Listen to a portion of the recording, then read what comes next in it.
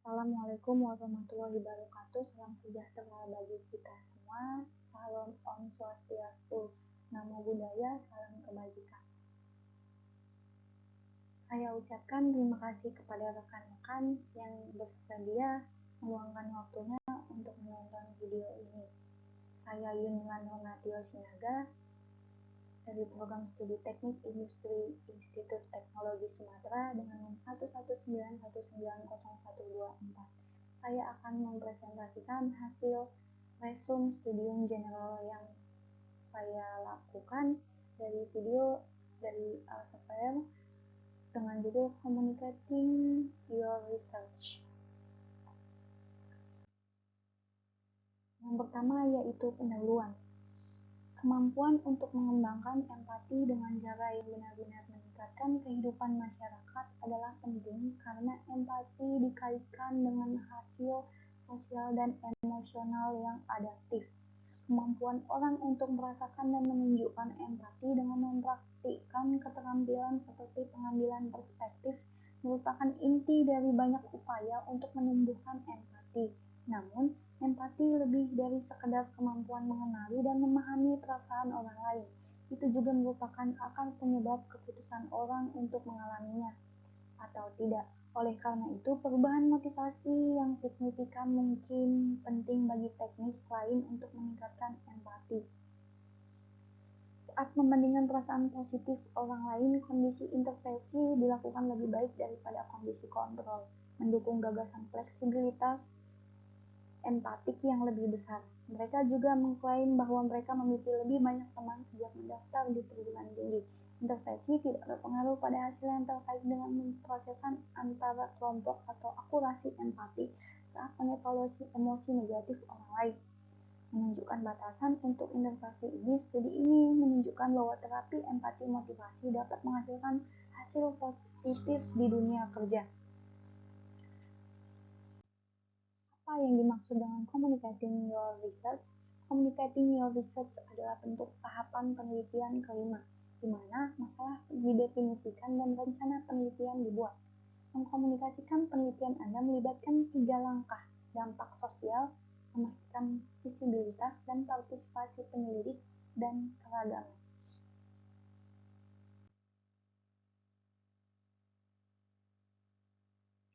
Akan dilakukan penjelasan dari 3 aspek dari langkah yang tersebut dan didefinisikan untuk menekankan pentingnya mengkomunikasikan penelitian agar dapat melakukannya dengan benar.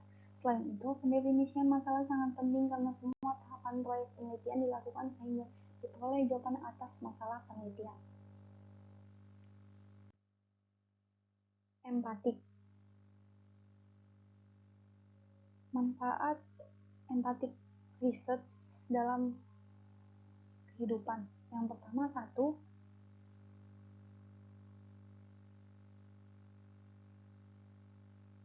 Memberi kemampuan untuk melihat dan merasakan dunia dari sudut pandang orang lain.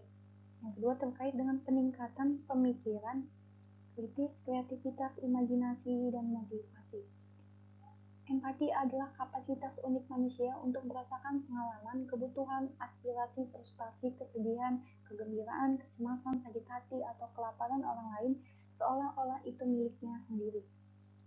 Apakah empati dapat dilatih? Setiap individu memiliki tingkat empati yang berbeda-beda tetapi dapat dilatih. Yang kedua, proses reflektif atau misalnya diskusi, menulis, dan menggambar yang memperluas perspektif kita dapat membangkitkan empati.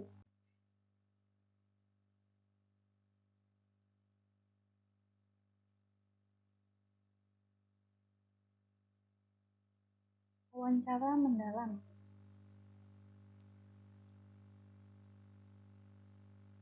Hal yang harus dilakukan, definisi pertanyaan penelitian haruslah jelas, terfokus, ringkas, kompleks, dan dapat diperdebatkan, menyatukan tujuan penelitian dan memandu prosesnya.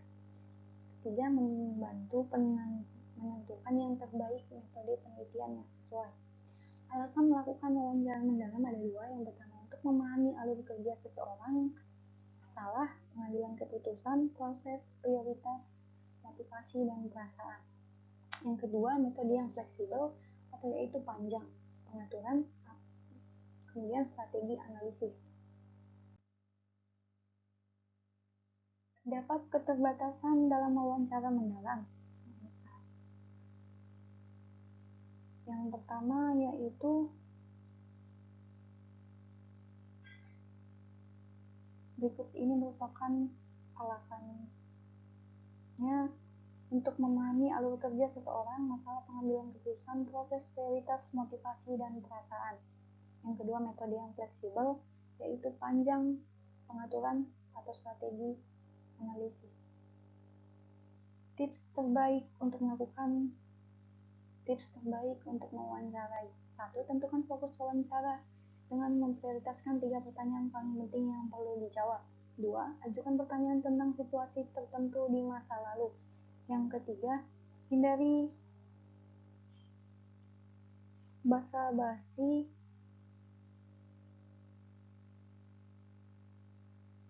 dengan membicarakan ide atau riset produk. Setelah menyebutkan ide riset produk, kebanyakan orang merasa harus setuju dengan kamu, mengatakan itu adalah ide yang bagus. Keterbatasan wawancara mendalam. Yang pertama, menjadi pewawancara yang baik membutuhkan latihan. Yang kedua, bias peneliti dan partisipasi yang umum. Yang ketiga, pertanyaan yang mengarahkan dan bias kata-kata. Yang keempat, kesamaan atau persetujuan atau bias. Yang kelima, baik keinginan atau penerimaan sosial. Peta perjalanan. Peta perjalanan adalah visualisasi proses yang dilalui seseorang untuk mencapai suatu tujuan. Cara memvisualisasi peta perjalanan. Yang pertama, menyusun serangkaian tindakan pengguna ke dalam garis waktu.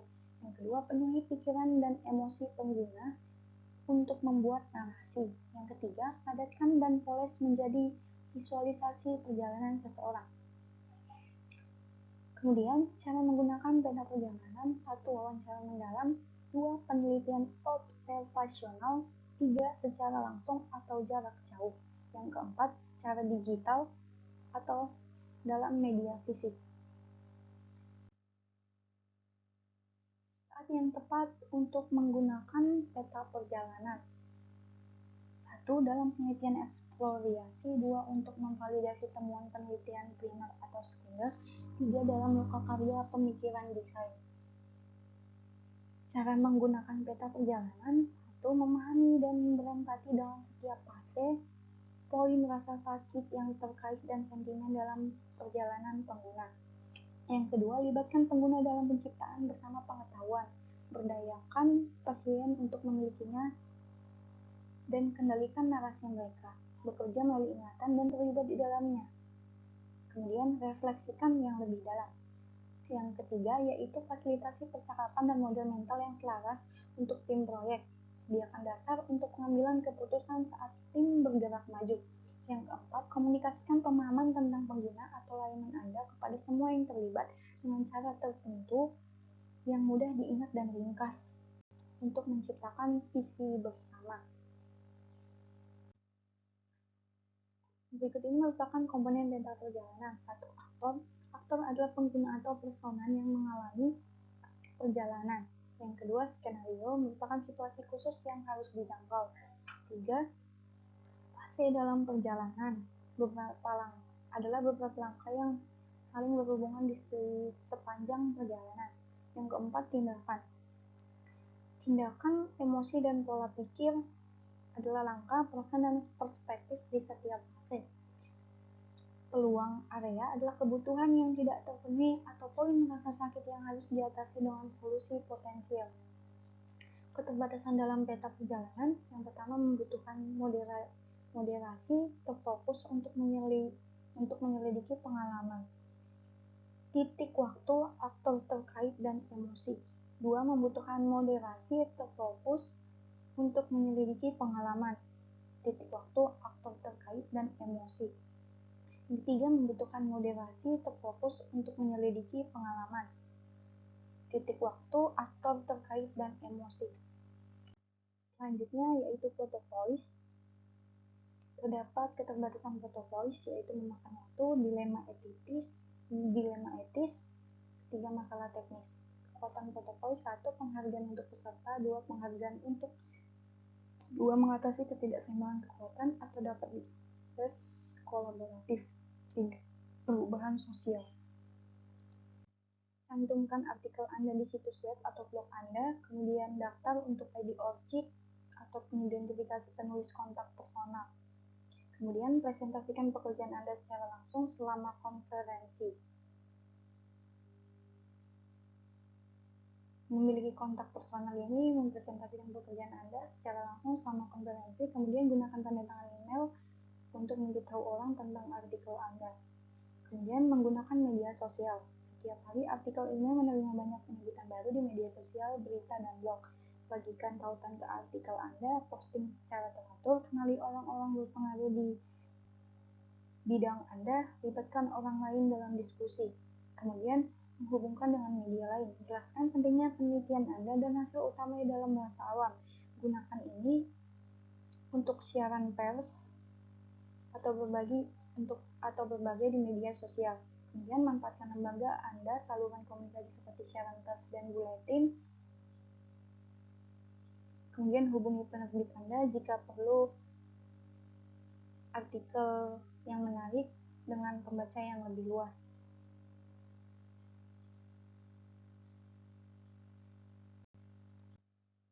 Selanjutnya itu memantau artikel berupa melacak kinerja artikel. Elsevier membantu Anda melacak kinerja artikel. Yang pertama itu ada Mendeley, dashboard pribadi dengan penggunaan, kutipan, dan penyebutan media. Yang kedua, metrik artikel. Melalui homepage jurnal dapat ditampilkan 10 besar artikel populer menurut penyebutan media sosial +X atau jika data tersedia. Kemudian menambahkan gambar 3 dimensi ke artikel atau melakukan kekumpulan data eksternal, Elsevier dapat membantu.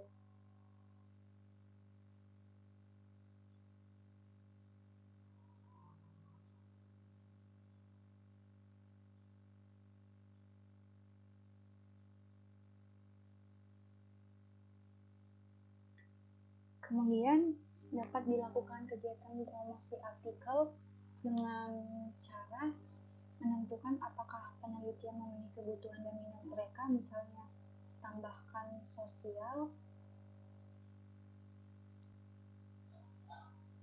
di atas sebagai poin-poin awal artikel online, dan sorotan riset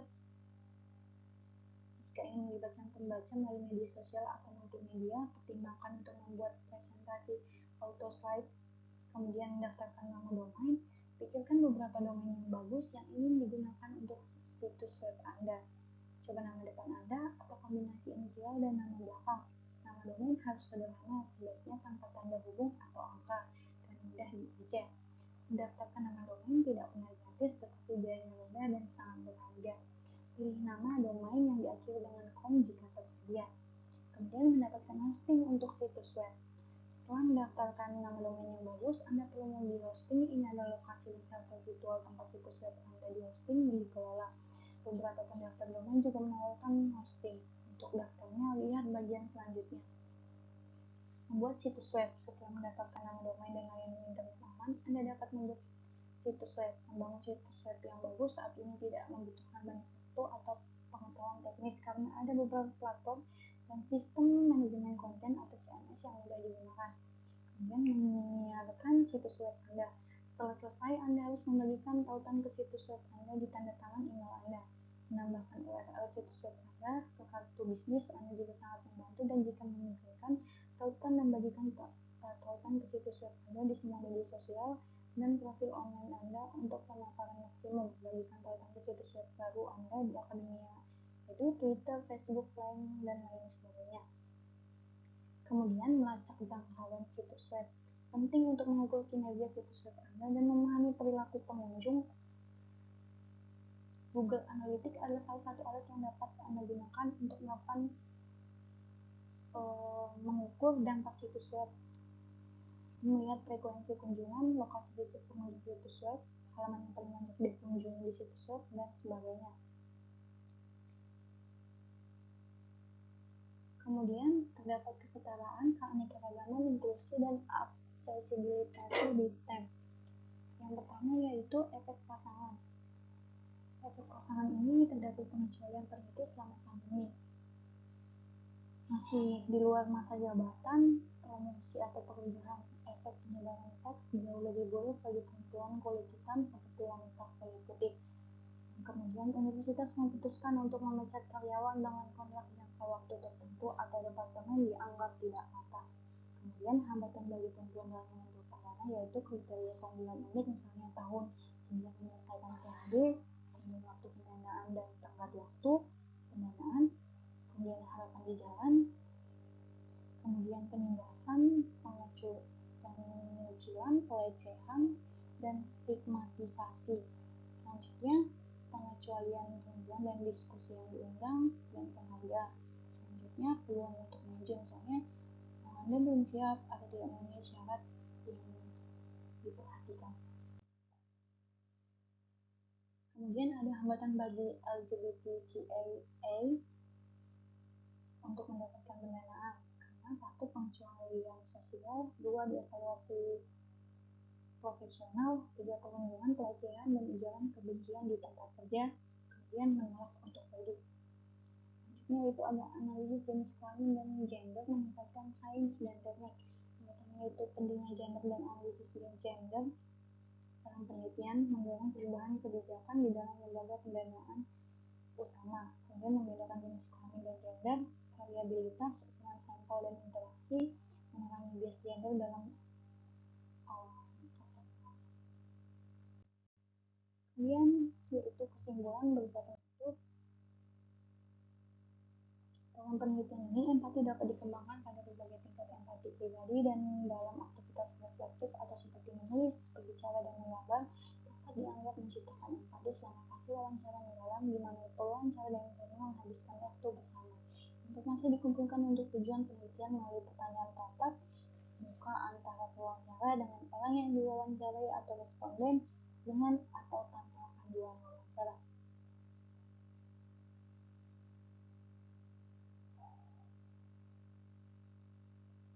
Dan intervensi tidak berpengaruh pada hasil yang terkait dengan pembahasan antar kelompok dan atau akurasi empatik dalam menilai emosi negatif orang lain, yang menunjukkan kondisi batas untuk intervensi ini, karena memungkinkan seseorang untuk mengalami atau memahami sudut pandang orang lain dan dikaitkan dengan peningkatan pemikiran kritis, orisinalitas, dorongan, dan kreativitas. Empati sangat penting dan harus diterapkan atau dipraktikkan dalam penelitian. Dalam penelitian, empati dikembangkan pada berbagai empati pribadi dan dalam aktivitas reflektif.